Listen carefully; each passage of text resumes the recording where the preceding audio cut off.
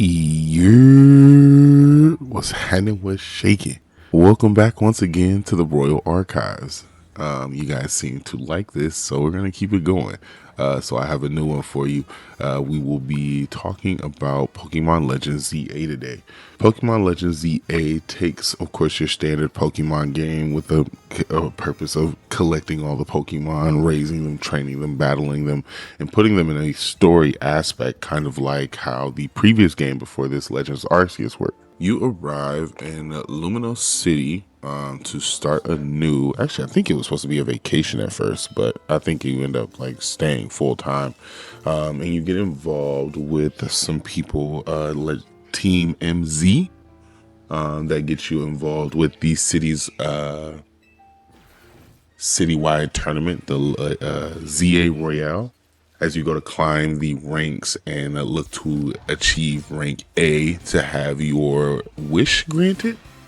And along the way, you get into a little bit more trouble. Of course, in true Pokemon fashion, you get involved with things like rogue mega Pokemon, different teams, other tournaments, other players, and their different situations going on. It's a very vast world that they build in this little bit of time. I will say that. Very nice job to them for it.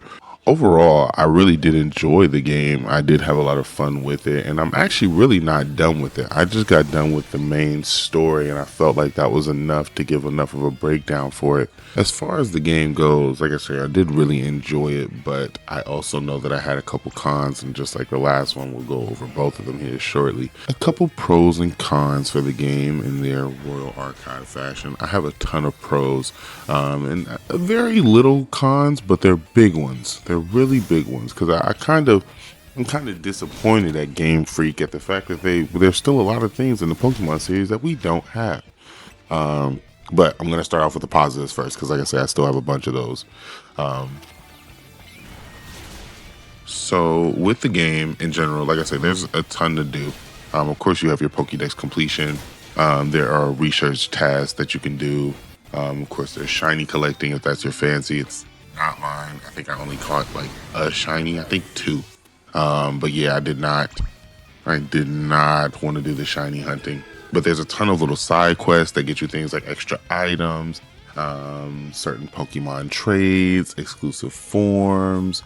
There are a lot of different things that you have the ability to, kind of do as far as the overall game goes, and that just gets more involved once you get into the end game. Once you finish base game and finish the story, you of course have the 3 legendaries that you have to catch. There's a bunch more quests that get added to the lineup. They really made sure that you had stuff to do in this game for sure. There are multiple generations of Pokemon from here. So from Gen 1 all the way to, your Kanto starters, all the way up to, I think, Gen 9, Gen 8. I think you get some of those. I think you get access to a little bit more of them in the DLC. I didn't do that part, but I might end up doing a second part of it if you guys want. You got to let me know, though. The drip in the game went crazy. There's a ton of different options that you have available, different color choices, different color palettes, different fashion styles and everything like that. You get some of those added on to your, a lot of them are given to you, of course, because of how the story goes, but then you also have just a ton of different shops that also just have a bunch of different things that you can buy. So really, well, no matter what your style is, 9 to the 10, they had something for you to put on. Overall, I did really enjoy a lot of things about the game, especially the story itself. There were a ton of different changes and things like that would pop up that you had no idea was a thing. Involvement from things like Team Flare, people like Lysander pop up. There's so many things that you just weren't really expecting. That's a soft spoiler, by the way. I'm so sorry for people that are still playing through it. But a lot of, I'm not gonna lie, I had to look up who that was, because while I enjoyed the Pokemon games, I will admit that lore was not my strong suit. I just don't care that much. I want to catch my Pokemon, battle my Pokemon, be the best, keep it going.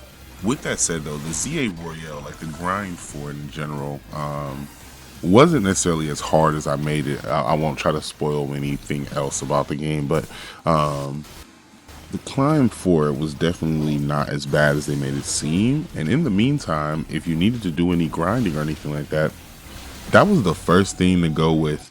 Was the fact that the ZA Royale was be like, you just go there, and I'm easily getting a couple levels on my entire team, because of the fact that they're not sharing them, or because they are EXP sharing them amongst the whole group. So when it came to farming, grinding, and things like that, it was a pretty simple thing to do. I didn't necessarily have a main team that I stuck with. The only thing that was certain was the fact that, of course, they had my man Blastoise in there. I had to make sure he was my ace. So of course, max level, immediate Megastone, hella involvement for like special attack, speed buffs, and everything like that. I did everything I could to make sure that thing was my dog in true fashion. I got him, immediately bought the Megastone, got to grinding. That also leads me into the final con that I had, which is the fact that they included things like Mega Pokemon and Alpha Pokemon.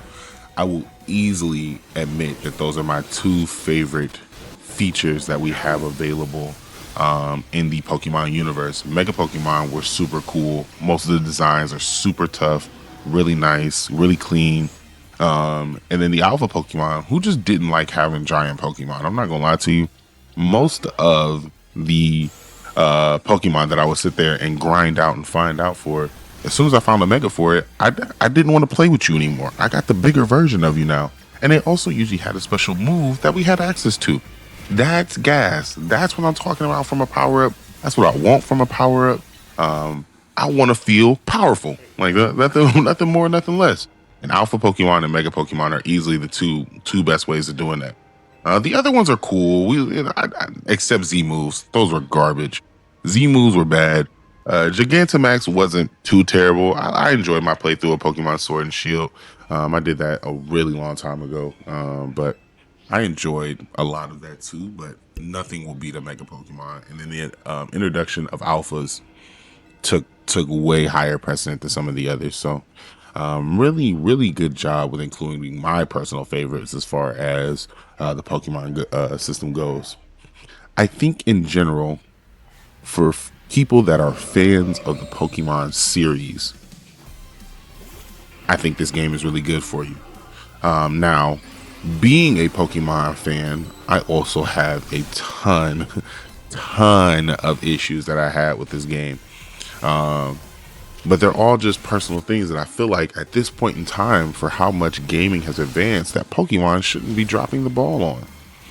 So one of the big ones is the fact that, why have we been playing Pokemon for 30 years, y'all, and there's no voice acting?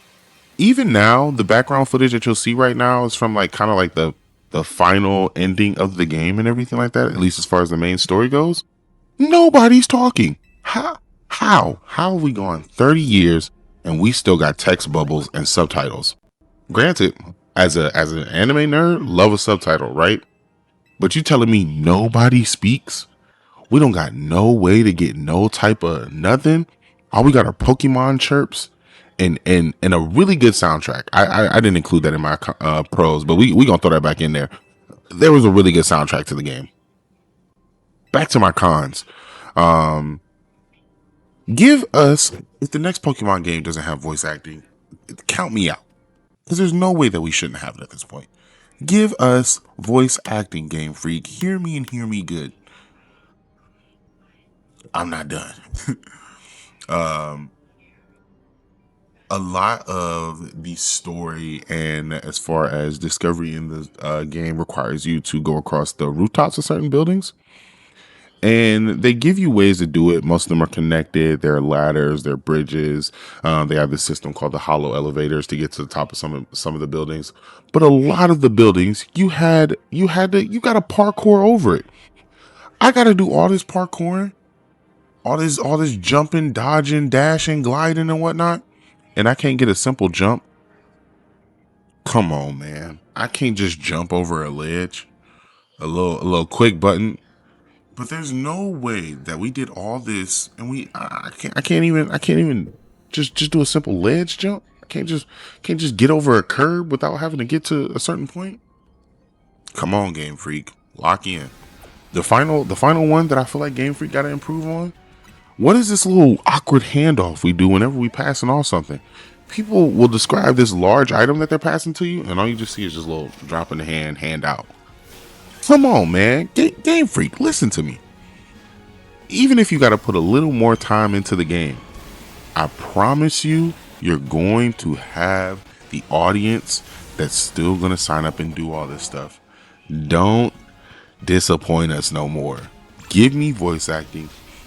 Don't give me this half-ass parkour and I can't do simple movements. And it's come on now, let's get a little bit more detailed as far as the interaction go. You want to give me a stone? Give me a stone. A potion? Give me the potion. Let me see it. You just dropping air in my hand, and they'll be like, you received 80 potions. And I mean, granted, when it's like a multitude of things like that, like I get it. Not everything would get it, but like we can start building this up. The final issue that I had is because of the game using a little bit of a live battle system where you have like access to free roam and a run around and things like that. A lot of times there were awkward timings with trying to use things like items and things like that. And it felt like it should be as simple as just pausing the game. But for some reason, even though nobody's attacking, nothing's going on, I'd be mashing the button to pull up the menu and nothing happened. That seems like another one of those things that could be easily fixed with like an update that just like soft little touch as far as timing for stuff like that goes. But I think it's doable. Like I think that's another one of those things that could be fixed if we just put a little effort into the game. I know I did a lot of ranting about the cons, but I still had way more cons than pros. So with that, I'm gonna give Pokemon Legends ZA an 8 out of 10 in my personal opinion. This again had a ton of things that it did really well, but the things that it did bad were also really prevalent and need to be fixed. Like I said earlier, I know that there's DLC out for it, and if y'all want me to play through it and give a review on it, I would absolutely do so. But I need to know how you guys are feeling about it. So please, in the comments below, let's talk about it. Let's find out if we're gonna be playing through this DLC. I might even do something like it live or something like that. You just gotta let me know what y'all want to do. What y'all want to see. Thank you guys once again for stepping into my library of the Royal Archive. I hope you guys have enjoyed it. I hope you're looking forward to the next review. I hope you liked the video and you give me some feedback in the comments below. I hope you have a good day. Thank you for watching. And until the next time, peace, love, and hair grease. I'm out of here.